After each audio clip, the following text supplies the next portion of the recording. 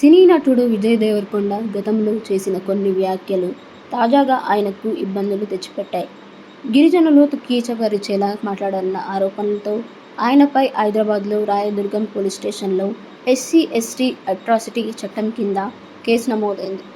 క్షమాపణలు చెప్పినప్పటికీ ఈ వివాదం సద్దుమణగలేదు.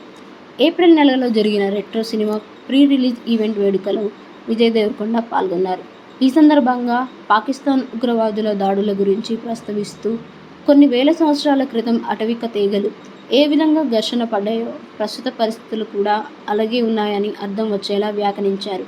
ఈ వ్యాఖ్యలు గిరిజన సమాజంలో తీవ్ర వ్యతిరేకతకు దారితీశాయి. తమను ఉగ్రవాదులతో పోల్చారంటూ పలు గిరిజన సంఘాలు అప్పట్లోనే తీవ్ర అభ్యంతరం వ్యక్తం చేశాయి. విజయ్ వ్యాఖ్యలు తన మనోభావాలను గాయపరిచాయని ఆరోపిస్తూ పోలీసులకు కూడా ఫిర్యాదులు అందాయి. వివాదం ముదరడంతో విజయ్ దేవరకొండ కొద్ది రోజుల క్రితం సోషల్ మీడియా ద్వారా స్పందించారు. నా మాటల వల్ల కొన్ని వర్గాల మనోభావాలు దెబ్బతిన్నాయని తెలిసింది.